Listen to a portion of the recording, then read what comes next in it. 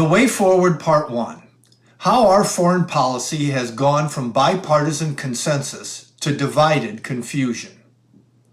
Hi, I'm Todd, and this is the On Wealth and Progress podcast. President Trump's agenda is entering into a critical phase as his administration, A, contemplates what to do with Russia, which keeps expressing an interest in peace talks, even as it escalates war in Ukraine. B, considers what to do about a trade agreement with China that suddenly seems to be at risk of collapsing. C, tries to disable Iran's nuclear ambitions. And D, works to negotiate new trade relationships with our friends, even as we rethink our military alliances. It's safe to say that enacting the president's foreign policy agenda is proving more difficult than expected. One reason has to do with the reality that geopolitics can be much more complicated than we once assumed, which brings to mind a line from a classic song. Where have you gone, Joe DiMaggio? Our nation turns its lonely eyes to you. In Mrs. Robinson by Simon and Garfunkel, Paul Simon beautifully invoked the image of a simpler, more dependable era, while simultaneously conveying a sense of passage, of letting go, and of transition from a sense of collective purpose to our present state of uncertainty and division. In the 1960s, for the first time in a century, we experienced a significant reevaluation of what it meant to be an American and a gut-wrenching reconsideration of our role in the world. This development started on the political left and, decades later, spread to the right as well, all of which has left us scratching our collective heads as we ask, where do we go from here? In this part 1, we'll explore the critical turning points that led to our current confusion, as well as what we've learned from these important episodes. In my next episode, or next post, I'll set forth a framework for moving forward with specific applications to the matters discussed above. From consensus to confusion. A force for good in the world. While things are never as simple as they seem in hindsight, there's no question that, prior to the 1960s, most Americans, even politicians, had a fairly uniform view of our country. Admittedly, I'm talking about white America, but keep in mind, at that time, that was almost 90% of the population. I grew up in the 1960s. My dad was a high school football coach, and my mom was an elementary teacher before retiring to stay at home full-time. Both were Democrats, as were almost all of their friends, who were mostly coaches and teachers. While political bias might have been present in the classrooms of my youth, it was virtually undetectable, because almost every teacher taught and believed the same thing. America was the greatest country in history and a noble force for good in the world around us. While this was obviously too simplistic and one-sided, it also reflected a worldview based on what the so-called greatest generations had accomplished over the prior century. Starting with the Civil War of the 1860s, continuing through the World Wars, and then extending to the Cold War of the late 20th century, America played an extraordinary role in extending and protecting individual freedom, both at home and around the globe. That Lincoln's Republicans led us to victory in the Civil War, and Franklin Roosevelt's Democrats led us to victory in World War II, only helped reinforce the bipartisan consensus on these matters, as did the unity needed to lead the free world in the Cold War. But even as my classmates and I absorbed these lessons, it seemed as if the world around us was beginning to change in ways that even Joltin' Joe DiMaggio could scarcely have imagined. Vietnam, the left splits, the 1960s to the 1970s. Interestingly, the initial fracture in our shared view of the world came from the political left and was directed against their own party's escalation of the Vietnam War. When John F. Kennedy won the Democratic nomination and then the presidential election of 1960, there were only 900 troops in Vietnam. By the time of his assassination in 1963, there were over 16,000. As the sitting vice president, Lyndon Baines Johnson assumed the presidency after JFK's assassination and then was reelected a year later. By 1968, LBJ had escalated the troop count in Vietnam to over 500,000. In addition to concerns about the war, the general social upheaval of the 1960s led millions of young Americans to question many aspects of society, including racial inequalities, women's rights, sexual mores, and traditional views about marriage. The left's internecine struggle culminated at the 1968 Democratic Convention in Chicago, where Democratic Mayor Daley's police force brutally confronted and assaulted hordes of young left-wing protesters. On top of all of this, television was the internet of this era, a new and radically transformational technology. This new medium captured everything from racial injustice in the Deep South to police brutality on Chicago's streets to the ever-escalating numbers of body bags coming home from Southeast Asia, and vividly delivered it into America's living rooms on a nightly basis. As all of this transpired, to say that the far left split off from the traditional views of America is a bit like saying that one side of the Grand Canyon once moved away from the other.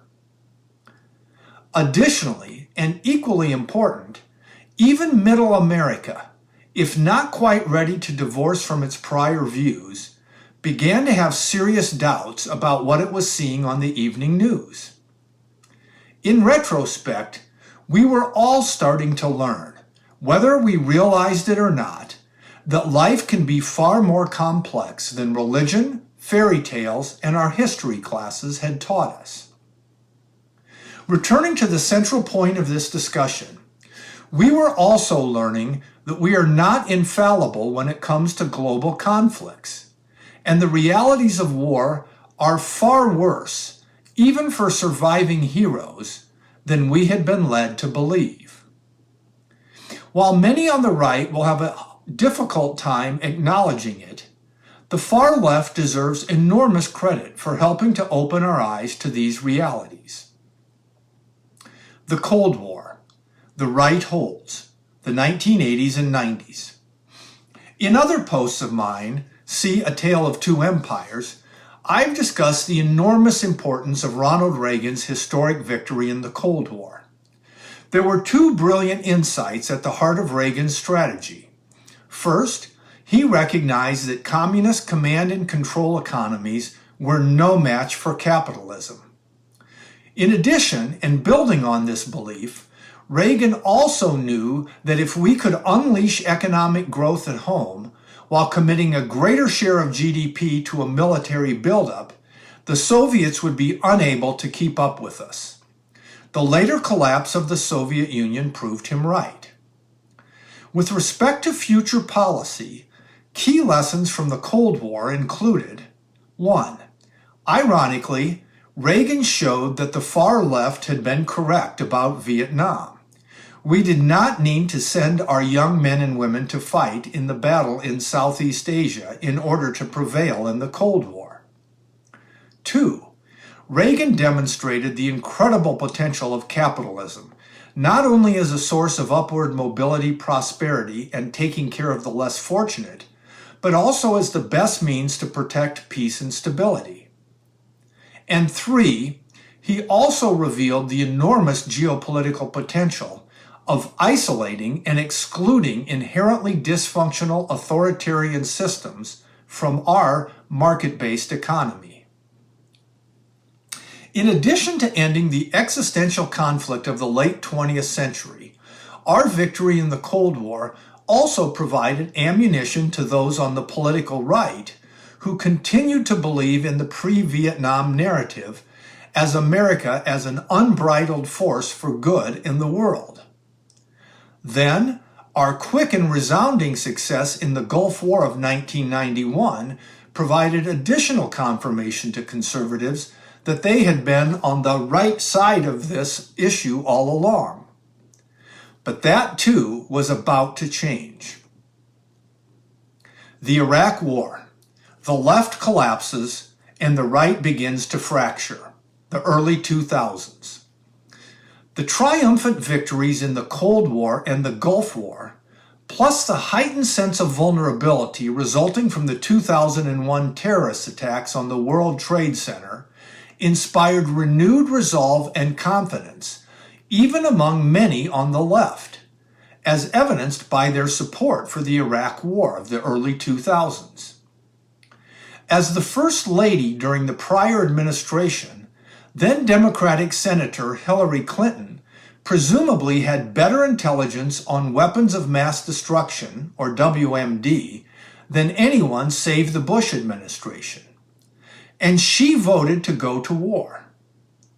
In addition, as a liberal friend of mine commented, the need to take out Saddam Hussein and his weapons seemed to be the one thing the editors at both the liberal New York Times and the conservative Wall Street Journal had ever agreed upon. Nevertheless, in the end, the decision to engage in preemptive warfare was Republican George W. Bush's call. When we then failed to find weapons of mass destruction and became bogged down in a distant war with little to show for its enormous human toll, Iraq became the political right's Vietnam, the point where a significant number of Republicans lost their prior conviction about foreign interventions. To say that the left's support also withered like wafting smoke on a windy day would be to overstate the resilience of smoke in a storm. Three critical lessons emerge from the Iraq War. First, this experience highlights the enormous risk that preemptive strikes will unnecessarily pull us into wars where the costs far outweigh the benefits. Second, the experience provides evidence that the best deterrence to terrorist-like provocations such as 2001 is not to engage in widespread and unprovoked wars, but is rather to take a much more focused approach to identifying responsible leaders and systematically hunting them down, much like President Obama did when he took office, and like what President Trump did when he took out Qasem Soleimani. Third, the Iraq War taught us about the fraught nature of nation building, which brings us to the final turning point in our long and winding road from consensus to confusion. Spreading democracy, nation building, and imposing our values, the 1990s through the 2020s. In addition to the uncertainty created by our experiences in Vietnam and Iraq, Americans' foreign policy confidence has been badly shaken by failed promises relating to globalization, nation building, and attempts to impose our values on our non-democratic allies. The expectation that globalization would spread democracy has so far failed. Both Russia and China turned back towards their authoritarian roots and have used access to Western markets to fund their increasingly hostile aggression.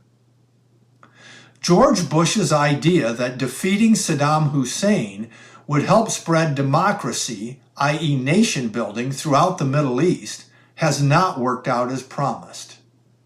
And third, our progressive attempts to make foreign relations contingent on the adoption of our social values has only pushed former allies away from us and towards hostile regimes like China. Summary. I still believe in the basic idea that we are, in fact, the greatest nation, one with a long history of unprecedented actions that have helped lift millions out of poverty, one that has fought to extend our founding ideals to more and more of our own population here at home, while setting a shining example for the rest of the world, and one that has repeatedly helped save major parts of the world from self-destruction, usually without any expectation of territorial gain for ourselves. Nevertheless, the last 60 years has taught us that the world can be a much more complicated place than we once imagined, and that even our well-intentioned efforts are not infallible. Today we face important challenges, but none that are greater than those that we have consistently overcome time and again throughout our storied history. Here's hoping that your day is as bright as America's future. Next week we'll have part 2, which will extend this analysis into the present and future problems. I'm Todd. This is on June 1st, 2025. If you'd like to learn more, please go to my website, toddsheetswriter.com, where you'll find links to my free Substack newsletter and to purchase my book, 2008, What Really Happened.